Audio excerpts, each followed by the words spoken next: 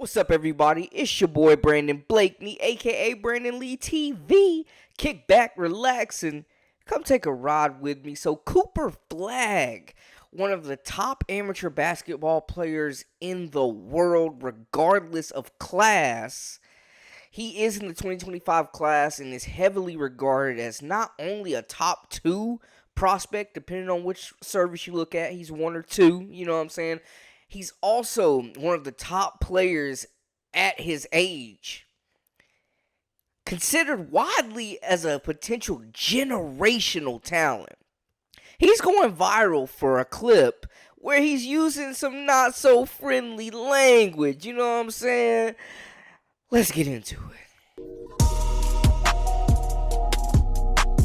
You are now locked into the Live with Brandon Blakeney podcast. Here is your host, Brandon Blakeney.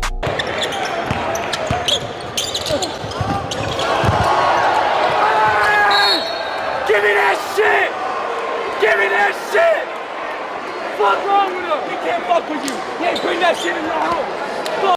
First off, bro, I'm gonna keep it hot with y'all. I don't know nothing about Maine other than, they serious about them crabs and I think that chowder. But I didn't even know people in Maine talk like that, bro. My gosh, like what in the What's wrong with him? Hey, but as someone that has covered dozens and dozens and dozens and probably hundreds to this point of youth sports at the high school level and middle school, elementary, all the way up into the pros, man, you're going to hear this type of language. This isn't new. People are saying, oh, this is this new generation of kids. No. Kids been talking like this. It's just now there's a million cameras out, so no matter what you say, it's getting broadcasted. So, yeah, we heard him. Did it catch me off guard? Yeah, but it also showed me, okay, bro, he done played, and he one of them ones. He got that dog in him. And it's no secret, man, like the white American basketball player in the NBA, just that whole ordeal, let's be honest, there hasn't been another Larry Bird in a long time. There hasn't been a player of American descent that is a white player that has reached that level of productivity and skill. Like, yeah, there's some good ones. We not, throwing the Wagners under the bus or Austin Reeves. Like, I'm not saying there's no good white players in the NBA. That's not what I'm saying. But we haven't seen any superstars. Now, the Europeans, the Jokers of the world, the Dirk Nowinskis, the Lukas, hey, they having their way. And they've had their way. But the American-born players, not so much. So, he could be one of them ones. The next great player that's white from America. We can't overlook that. We can't overlook that fact that that's how it's being looked at. And the kid is from Maine. Don't imagine the African-American population up there is too great. So, but he does go to Montverde, Florida. And you can tell he been around the Florida boys, the way he coming out. Did you see how he got up for that block, though?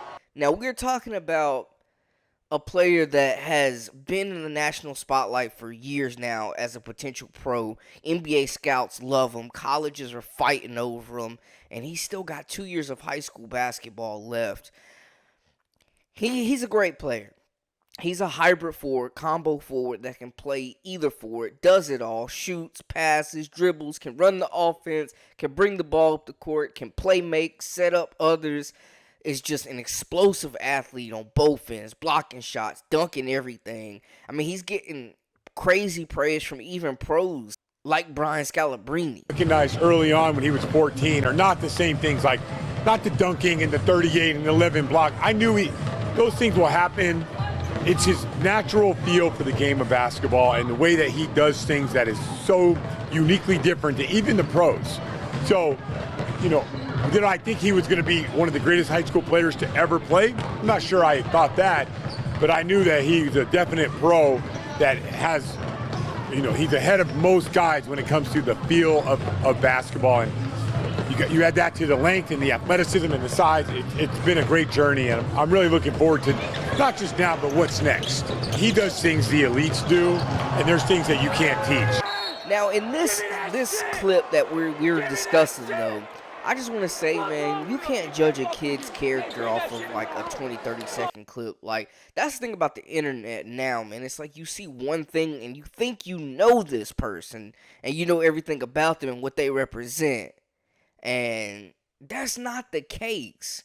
But I will say, I think it would be a bigger story, and there's been some stuff in the comments about that, if it was a Kanye Anthony or one of the Boozer twins or Bronny or something like that, where he did, post a video of smoking weed and got heavily criticized. But they're saying, with white athletes, some can see it as more as a competitive nature. Like when Cam was going crazy on the sideline, Cam Newton, it was, he was immature. But when Brady's out here cussing out coaches and, throwing stuff, hey, it's competitive fire. So we've seen this and we're seeing it now being brought up again. I'm not necessarily saying it's one way or the other. I'm just bringing up what the talk is around this post and what I've been seeing.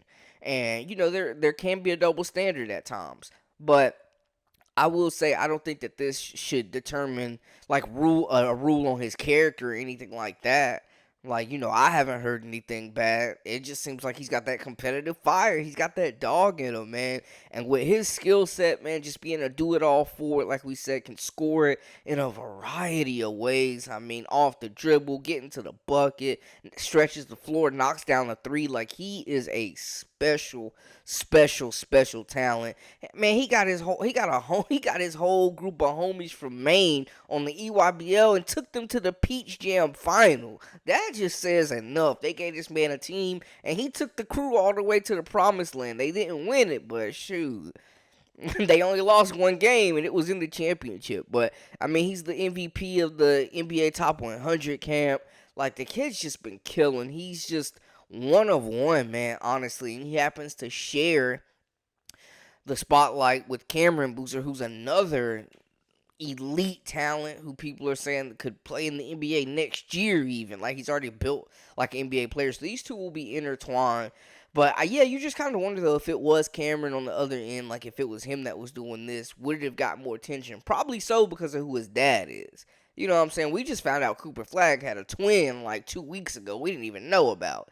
But anyways, I just don't think that we should rush to judgment, man. This is competitive basketball, and if you play sports, you've heard stuff like that. It's really not that big of a deal, man. It's just been going on forever, and hey, let's not stamp him with unnecessary tags just because we saw 30 seconds of him cussing. But, well, he got that dog in him. He is that one. My boy said, what the... Bro... He got that dog in him, bro. I'm still like, bro, people in Maine talk like that? He ain't playing with folks. And then his boys on the other end gassing him up, too. Oh, yeah. He like that. Anyways, man, it'll be interesting to see. A lot of schools going to be vying for his talents over the next 2 years. He still got some business to handle at Montverde, so we'll see. Let me know what y'all think in the comments and how y'all feel about the situation, man. Do I condone it? No. Do I think we should condemn him? No. Either way, let me know how y'all feel. That's a wrap for us. For all the latest and the greatest, make sure you hit that subscribe button. Join our memberships as well. We got that exclusive content coming weekly, daily. Y'all know the vibes. Hey, until next time, we out.